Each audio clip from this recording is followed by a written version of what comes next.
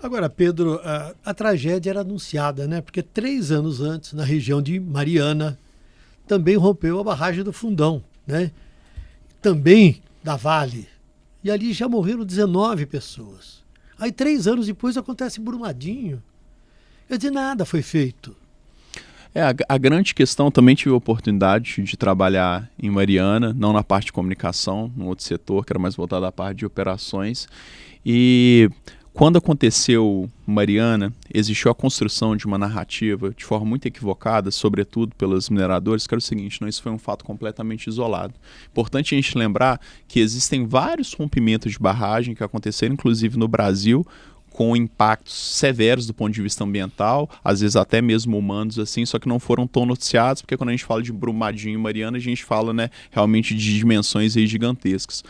E a grande questão é a seguinte: se a forma como a gente gerencia o risco e como a gente lida com a vida, ela não muda, as tragédias elas se repetem. Quando a gente vai estudar a parte de gestão de risco, na área de segurança em voo, ela é uma área de referência nessa parte de gestão de risco. E sempre existe uma discussão que é a seguinte: um acidente aéreo ou um desastre crime, como esse de Brumadinho e Mariana, eles só acontecem quando ocorre aquilo que a gente chama de tempestade perfeita. O que é uma tempestade perfeita?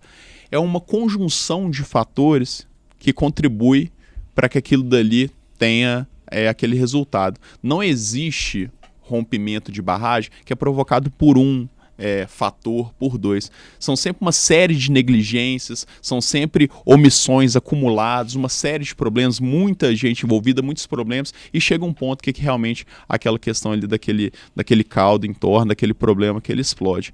E quando a gente vê, né, nos casos de Brumadinho e Mariana, a gente vê desde negligências estruturais até modelos de gestão, de governança inadequados, até problemas relacionados aos instrumentos de controle, a questão dos próprios profissionais envolvidos.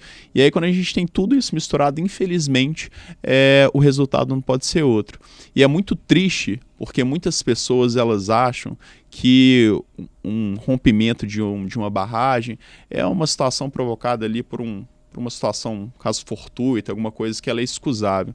Barragens, elas não foram feitas para romper. Existem barragens no Egito que elas têm 3, 4 mil anos, e elas não rompem, elas não vão romper. Por quê? Porque a questão, se é um empreendimento de risco, se ele for gerenciado dentro de fatores de segurança, de doutrinas de segurança bem definidas, e se essas prescrições elas forem cumpridas, não existe desastre, não existe crime, não existe acidente. Agora, se a gente começa a colocar na mesma equação vida e lucro, e prefere privilegiar o lucro em razão da vida, a gente vai continuar matando a nossa própria população, vai continuar matando os nossos mineiros, os nossos paulistas, enfim, toda a nossa população. Então, acho que a reflexão humana também que ela se instaura a partir de Brumadinho é até onde vai a sede de lucro, né? Quanto vale a nossa vida. Porque também em 2018, por exemplo, um estudo da WWF Brasil, que foi divulgado pela ONG Contas Abertas, mostrou que, por exemplo, o orçamento do Ministério do Meio Ambiente tinha perdido mais de 1 bilhão e 300 milhões de reais. Quer dizer, não bastasse a necessidade de se ter um controle sobre isso também, e o próprio Ministério, que tem a responsabilidade de gerir isso, é um dos órgãos, né? Tem depois o Departamento Nacional de Produção Mineral, sim, que também tem responsabilidade nisso, em fiscalização e tudo mais. Eles têm o problema da fiscalização, tem sempre a reclamação de que faltam fiscais, de que não tem estrutura, não tem o dinheiro, corta o dinheiro do Ministério do Meio Ambiente. Mas tudo isso é um caldo que gera esta tempestade perfeita. É parte da tempestade perfeita, né? Com certeza. A grande questão é que desastre evitado não vem de jornal.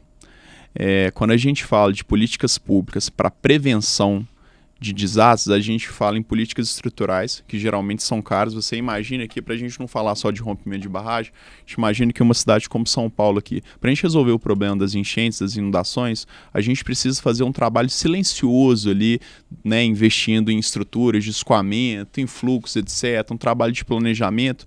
E aí, se durante o período chuvoso não acontece nada, está tudo bem, ninguém se atenta para isso, ninguém percebe isso. Muitos políticos aí, que alguns agem de forma inescrupulosa, não conseguem se promover em cima desse caos. Então isso daí realmente as pessoas elas não têm uma percepção disso. Quando a gente deixa de perder uma vida, as pessoas não têm essa comoção, essa sensibilidade. Agora, quando o problema já está instaurado, quando a água está literalmente batendo ali no nosso pescoço ali, aí a gente realmente percebe isso. Então eu acho que a mentalidade brasileira também, ela também precisa mudar para que a gente consiga perceber que prevenir é melhor que remediar, a gente já sabe disso, só que quase sempre, mesmo sabendo que prevenir é melhor do que remediar, a gente prefere sempre optar aí por adotar esses remédios e geralmente remédios que não são adequados e muito menos eficazes. Uhum.